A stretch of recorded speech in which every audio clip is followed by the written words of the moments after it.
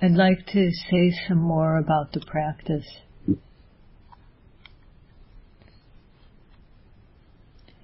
What I'm going to say is based on a talk by Mahasi Sayadaw.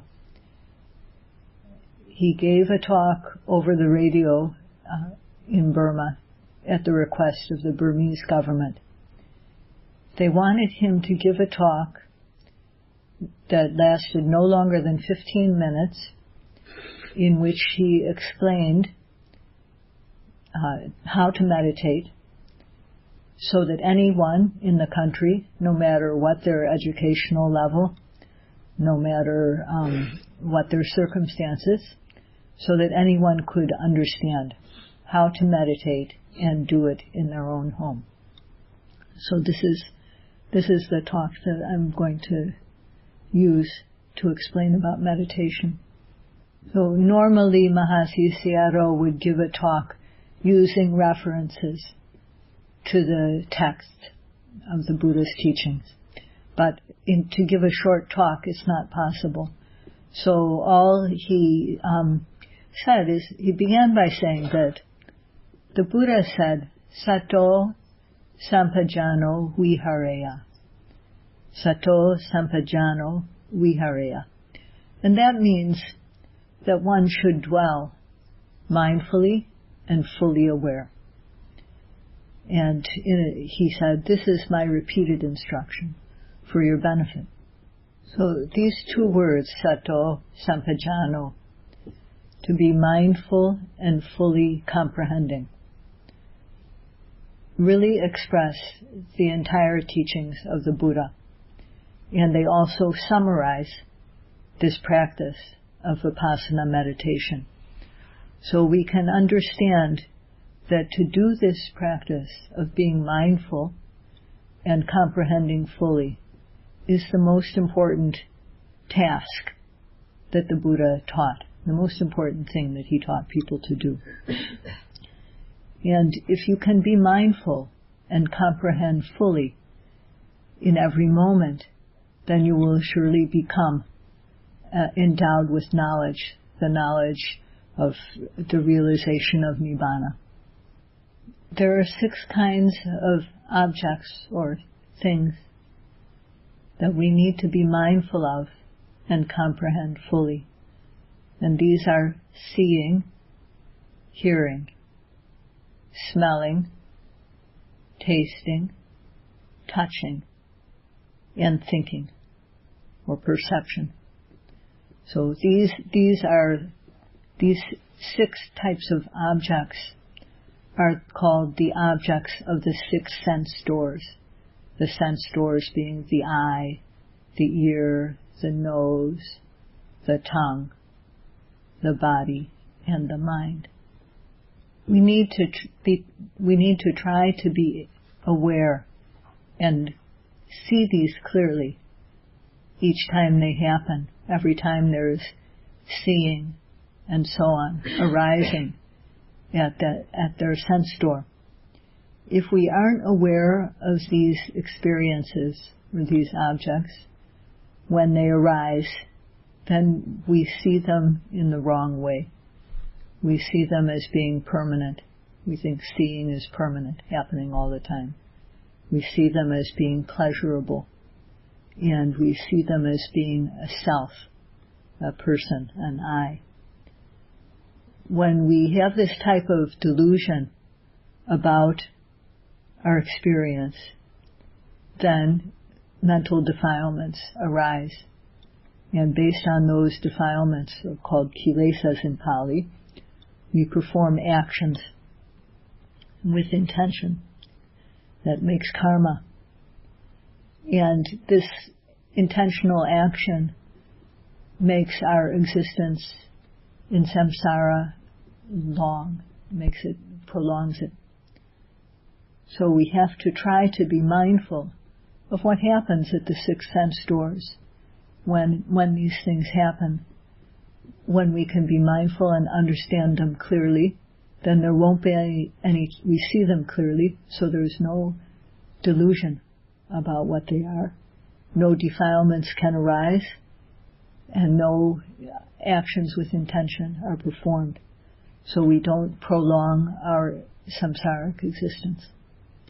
So for those who may not have the belief that there is a series of lifetimes, one after another, that we call samsara, if you just think of it in terms of when we see things clearly, we don't make mistakes and do things that we regret. So we try to see things clearly. And not making mistakes that we regret is a big relief. So even if we only experience this benefit in the present lifetime that we have, it's very good. So this practice is what enables us to see clearly so that we can choose, make choices, and not make mistakes. So in order to understand or see clearly the experiences of seeing, hearing, smelling, tasting, touching, and thinking, whenever seeing happens, we should put our attention at the eye door, at the eye, and make a note of it. Seeing. When there's a sound that is heard, put the attention at the ear door and make a note of it. Hearing. When there's a smell, it happens at the nose. So we put our attention at the nostrils and make a note of that experience as smelling. When we taste something, it happens on the tongue. So we put our attention at that place and note tasting. And when there's touching, we put our attention where the touching occurs on the body and note it as touching. There are many kinds of touch experience. The body is very big in comparison to the other sense doors, the eyes, ears, nose, and tongue. The body is much bigger. And we can experience things touching inside.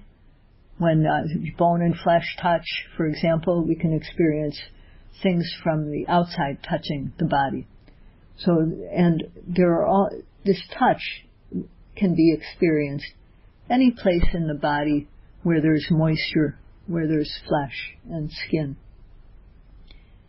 The sensation of touch is apparent every time we move, when we bend the arm, when we stretch it out, when we walk, when we are standing, when we sit down, when we lie down, and when the breathing occurs, when the abdomen rises and falls. So all of these things are things that we need to be mindful of and to understand clearly. And every time so we have to observe these phenomena. When we are bending the limb, bending. When we are stretching the arms, stretching. When walking, observing stepping, walking. When we stand up, standing. When we sit down, sitting. Lying down and rising and falling. These all should be observed as they are. We also need to observe thoughts that happen at the mind door. So when there's thinking, the thinking mind has to be observed, noted as thinking, or planning, or remembering, however it is. And to observe the mind in this way is called chittanupassana. So this is the basic method of practice, and if we follow it, we can develop knowledge about our being. We can come to understand or discern that our being is made up of mind and matter, just these two things. And from there, knowledge can develop until a realization of past fruition and the peace of Nibbana. So how many types of objects do we need to observe? Who can tell me? First of all, there's... Okay, what two? The mind and the body. Well, that's in two. In summary, there's two. Okay. But we can't just, body, body, mind, mind, right? How many types of experiences do we try to pay attention to? Okay, one by one. But how many types of things can we, yes? 6. Right, 6, okay? Remember? Seeing, hearing, right, smelling, tasting, touching. Right. That's right. So 6.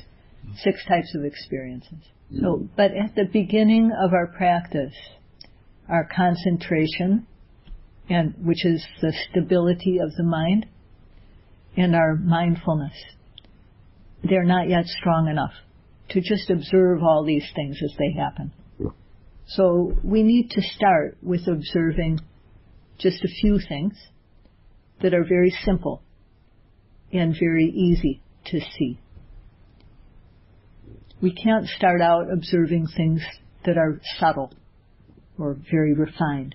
So as the yogi in the back said, yes, there's 2 types of things we can experience, body and mind. And of these 2, which one do you think is easier to observe? Body or mind? Body. Right, that's right. Body is much easier. It's gross. And it moves slower, much more slowly than the mind. But what body? So we have to observe the parts of the body that are easy to see. Okay. So according to the Buddhist theory of the Abhidhamma, the body is made up of 2 different types of matter or physical stuff. And the basic building blocks are the 4 great elements of earth, air, fire, water.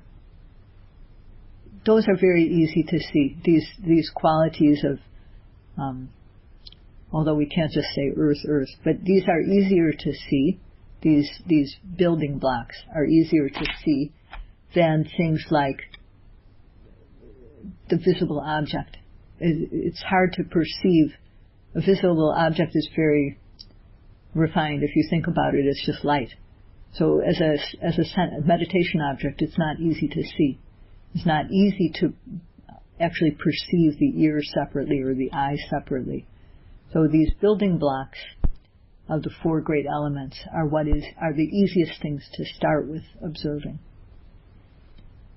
And how do we do that? We start by observing touch, the sensation of touch, which is apparent every time we perform any type of physical activity, any time the body moves.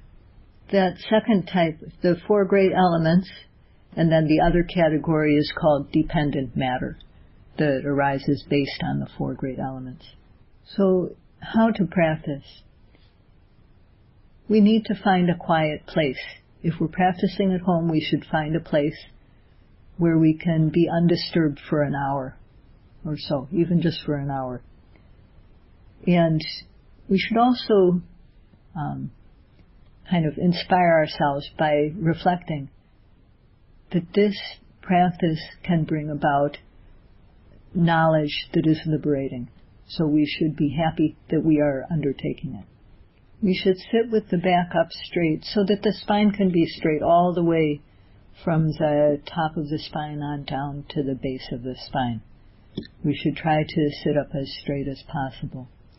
And that way our concentration will be better. So sitting up straight, we focus the attention on the entire body. And as I said, for us our primary object is the movement of the abdomen. But sometimes that's not readily obvious. So a real beginner in practice can just start by observing the entire body sitting. So when you focus the mind, the attention on the whole sitting posture, at the same time just make a mental label of sitting. We make a mental note, not a verbal note. And we just try to make ourselves aware of the sitting, as though we're seeing it with our eyes. What we can see in the mind is the upper body is up straight and the legs are bent. This is how it can manifest in the mind. But this sitting posture, when there are real physical experiences such as tension or tightness, there are many types of physical sensations that are apparent. And these are what we call ultimate reality. Feelings like tightness or tension or heaviness or lightness. These things are what we can experience when our concentration and awareness become strong. Because we have the intention to remain seated, this sitting posture is occurring moment after moment. And therefore we just focus the attention on the entire body and continue to observe it as sitting. If we happen to be lying down in bed, we can observe the whole body lying down as lying. But as we just sit here noting sitting, after a while it seems very easy. So we can add the observation of touching. The touching of the buttocks, for example, or the touching of the hands together. We alternate between observing the entire body, noting it as sitting, and then the touching of one particular point, such as the buttocks. Just note those in alternation. And this also in time will seem quite easy.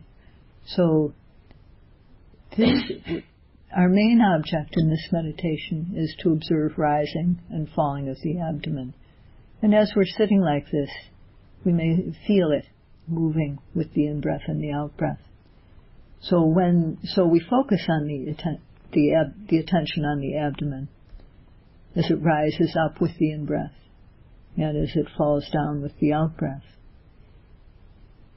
As I mentioned before, if it's not obvious, then just put the hand on the abdomen, and usually then it will be obvious that the abdomen is moving.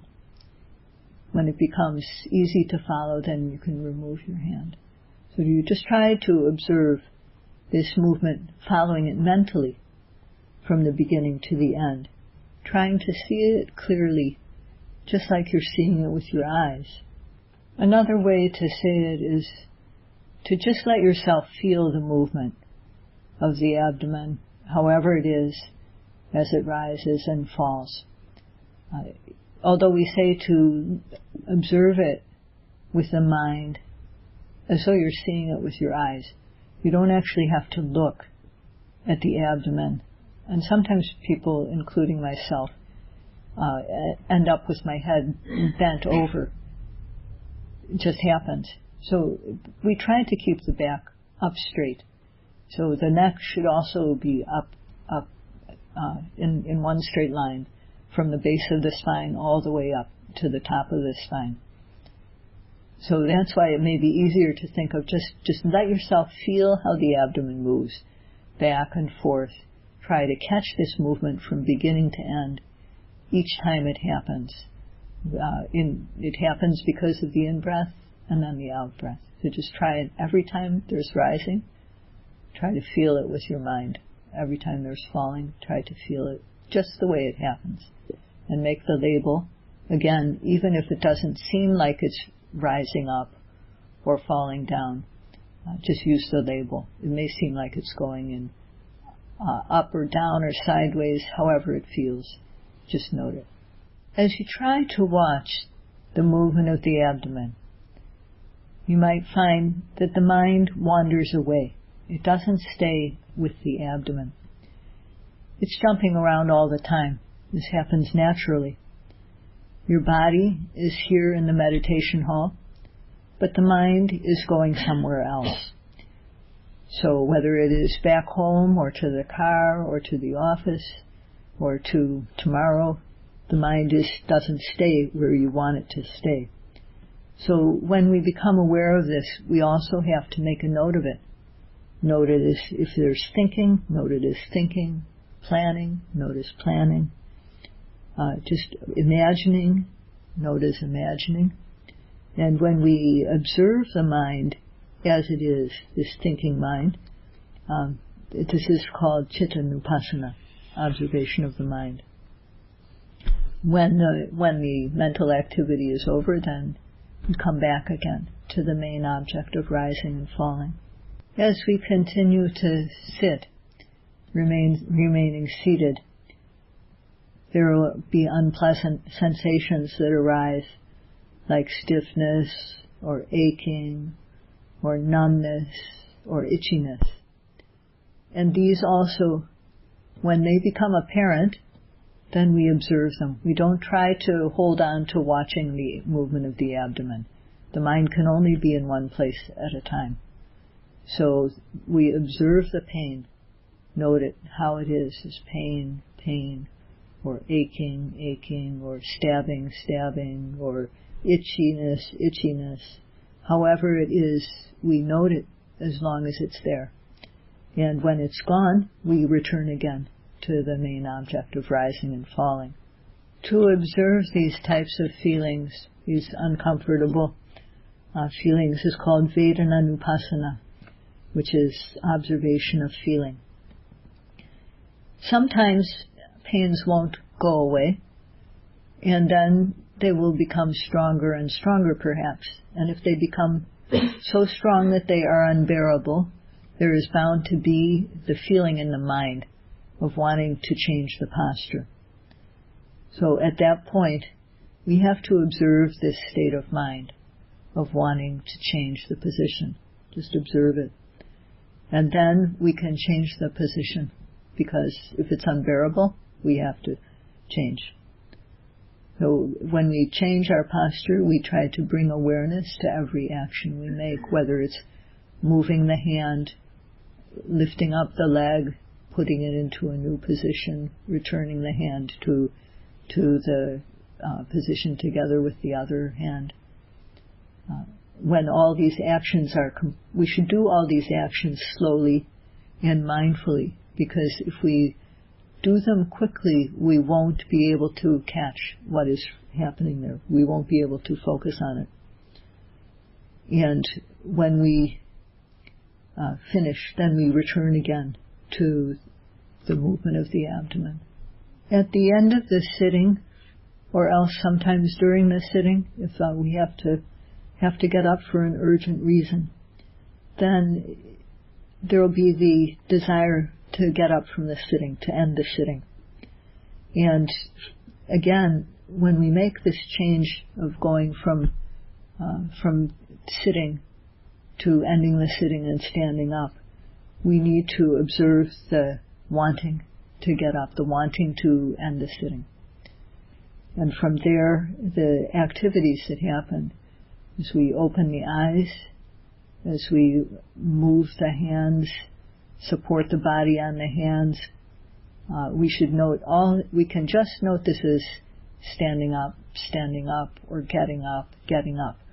We don't have to label each specific movement. The main thing we're trying to do is get ourselves from sitting position to a standing position. So we can just label this as the process of standing up. And we try to focus on the parts of the body, the whole body, as it stands up until it gets into the standing position. When the body is upright, then just put your attention on the entire body standing and observe it a few times as standing. Just feel how it feels. When you're standing, if you happen to see someone walking by, just note it as seeing, putting the attention at the eyes. So after an hour of sitting, we do an hour of walking. So from standing, we walk to a place. When we're walking from one place to another, just put the attention on the steps. Right step, left step, right step, left step. We should walk a little bit slower than we normally do when we're observing right step, left step. So, and then when we do, I will explain more about walking meditation, but we try to begin our walking with just observing one step. And I think for today, everybody can just observe right step, left step, because your mind has to calm down gradually. And so we can't start out with moving very, very slowly. Some people may be experienced practitioners and can move mindfully slowly, even though they've just arrived. But most of us are not in that condition. So we have to start out with moving not so slowly and refined, but observing just as right step, left step. When that becomes easy, we can observe each step as lifting and placing, lifting and placing. So in brief, there are just a few things to observe.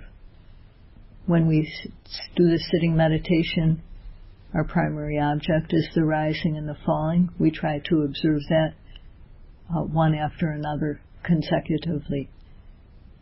When the mind wanders, just note that. When there's thinking, note thinking. When it's wandering around, note wandering, and then return again to the primary object. When there are unpleasant or other sensations, these also just have to be observed, noted as they are. Seeing, hearing, smelling, when these happen also, these need to be observed, and then returning again to the primary object. So as far as during the walking, the main object that we try to observe is the movement of the legs. And in addition, when we are standing at the ends of the walking path, to observe the standing posture and turning. And the third part of our meditation are the activities that we do all the other times while we're awake.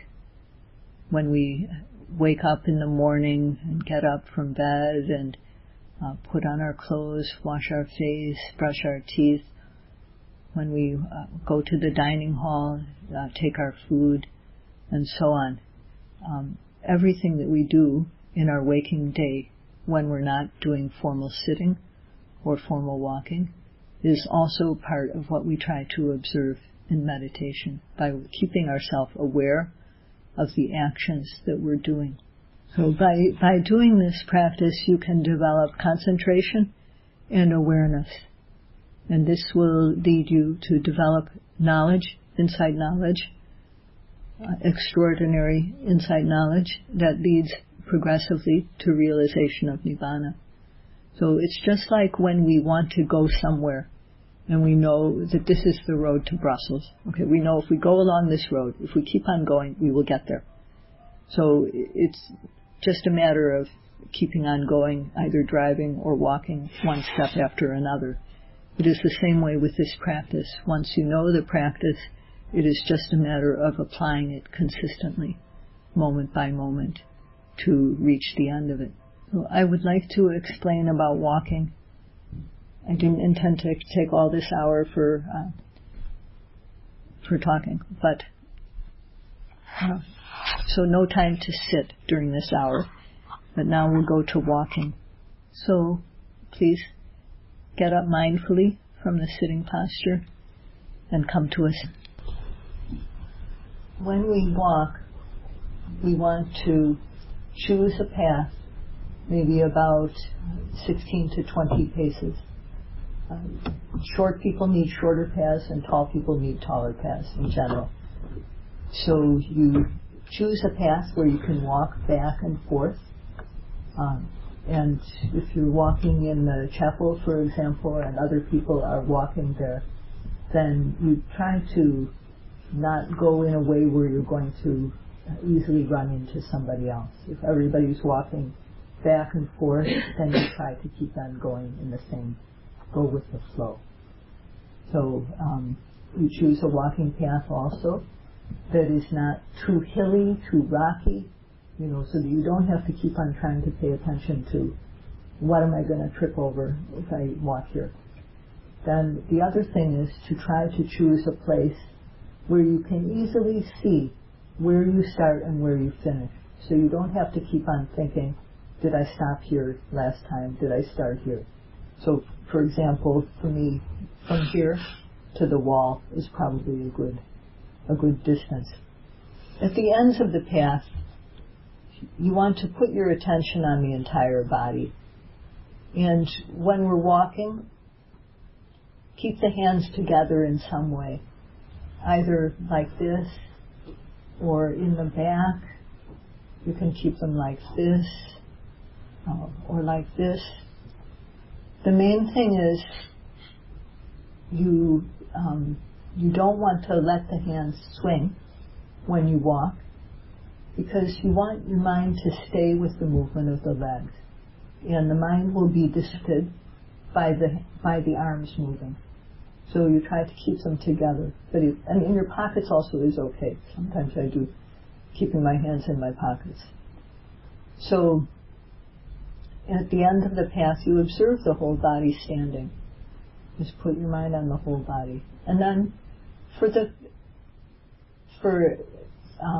I would say for the rest of today, mainly you should do just one part walking, which is to observe each step as a single step. Like this, right step, left step, right step, left step, right step, left step, right step. I'm just going to walk to this flower. Left step, and then come to a stop. When you come to a stop again, observe the standing. Just keep on observing and standing. And then turning, observe the whole body as it turns around. You can turn around any way you want, but this is an easy way to keep your place. And then go back again.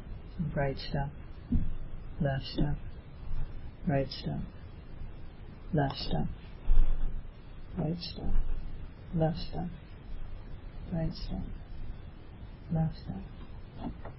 So you don't want your steps to be so wide, so long, that you feel off balance. You don't want to make really big steps. So it should be comfortable, and just you put one foot down after another. Again, also, you don't need to move super slow. Just slightly slower than normal is enough. When your mind becomes more concentrated, you'll feel like moving slower. So would you all like to try to find a place in here where you can maybe walk from the back towards the front, or a few steps, maybe 3 or 4 or 5 steps, just to try. Okay, so just try, choose your path and then start putting your attention on the body standing, keeping the back straight. No need to look at the feet, just feel them. But keep your eyes open so that the gaze is cast down. When you find you're going to run into somebody else, you can just turn around and go the other way. When that feels really easy, you try to keep your mind on the movement of the leg, or else just on the foot as it's making the step. Not just the touching part, but the entire step. You try and keep the mind in sync with the movement of the leg. If you find you're making the label of right step and the leg is stepping with the left, then your mind is not really with it. So you want to make your awareness really clearly in sync with the movement of the leg. When it seems really easy to be mindful of the right step and left step, then you can go to 2 parts, to observing the foot as it moves up, lifting, and then dropping down, lifting and dropping, just like lifting, dropping, lifting, or placing, lifting, placing, lifting, placing. So these, for now, concentrate on doing right step, left step, and then if it seems really easy, spend most of your time with that. Say you have an hour to walk, then I would do most of it as right step, left step, or when you're walking from one place to another, also right step, left step. But you could do the last 15 minutes or so as lifting, placing, if it seems easy to do the right step, left step. Sometimes people wonder, What is it I'm supposed to see when I'm doing this? The point is just try to keep your mind there. And you will come to see there's many types of things that can be observed when we make a step. So there's no one reply about what you should be seeing. The main thing is you try to keep your mind on the action, and you will come to see gradually when the mind becomes focused. So please take the rest of the time before 10 to do walking, and may you all have a happy practice.